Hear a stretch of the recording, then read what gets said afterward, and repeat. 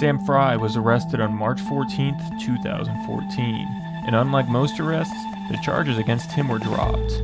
At the time, Sam was, and still is, a student at Doane College. With the endless obligations, time commitments, and deadlines students face day in and day out, to have your life interrupted by a wrongful arrest is almost inconceivable. For Sam, it was all too real. For this edition of a 5-episode podcast uncovering the events of this incident, we will answer the questions. What was Sam's interaction with the people involved with his arrest afterwards? Does he now have closure now that the trial is over with? Sam's trial is now over with all his charges being dropped. But even though that all his charges were dropped, he still needed to look back on his life.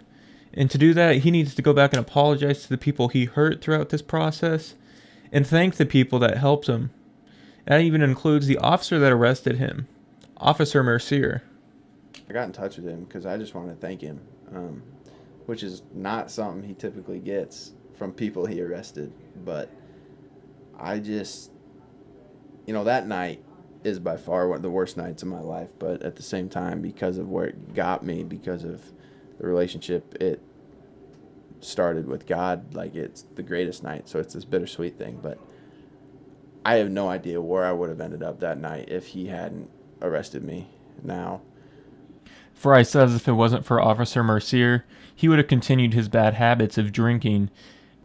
So I just needed to call him and thank him for getting me where I needed to be safe. Apologize for just being an idiot and things I said to him.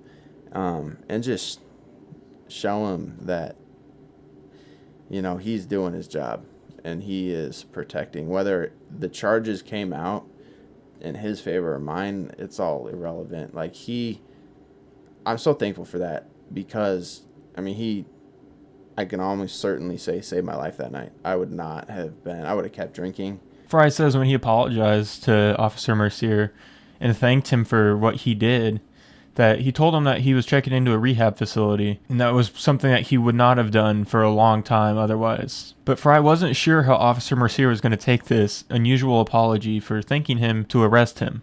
I told him, because of this night, I'm checking into a rehab program and getting the help I need, and without the actions you took, I would not have made that decision by any means for a long time.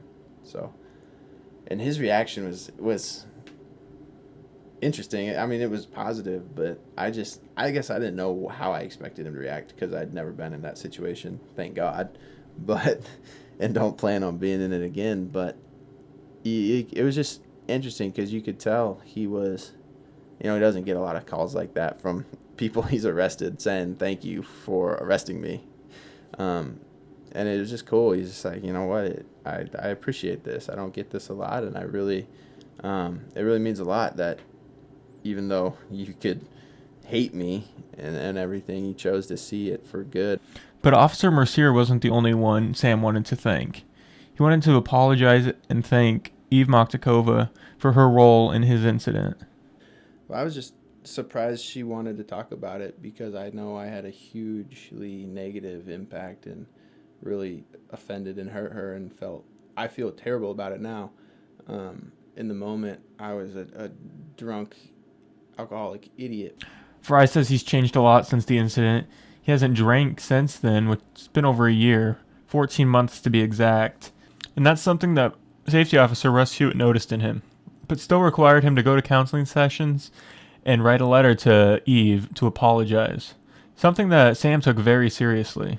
I truly did mean what I had written in there, but just now being farther out of it, I have a lot different perspective, and just would really like to talk to her and apologize to her, and more so thank her, because without that night, without the actions she chose, without deciding to get Doane Security Police involved in that night, that I don't know where I would be. I most likely would not be alive, would be dead somewhere because of, overdose, drug, alcohol, intoxication, whatever the word is.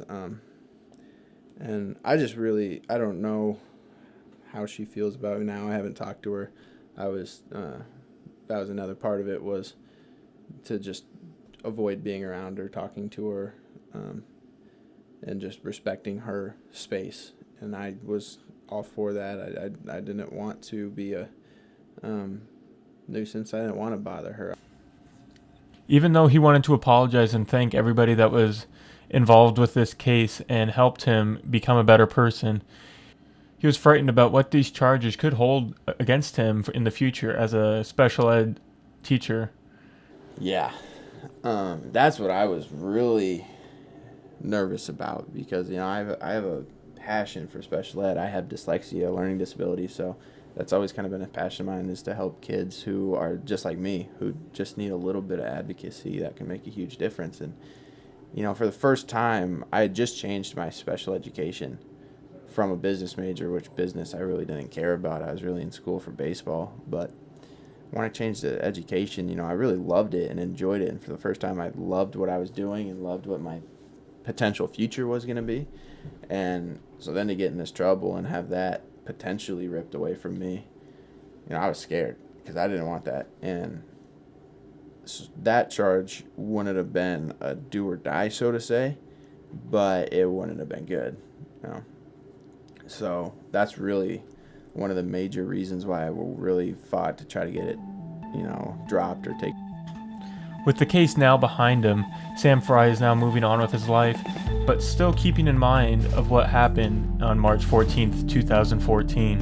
He remembers the actions that he had and how it ruined some relationships, but he's still trying to mend them, and how some of those mistakes could cost him in the future.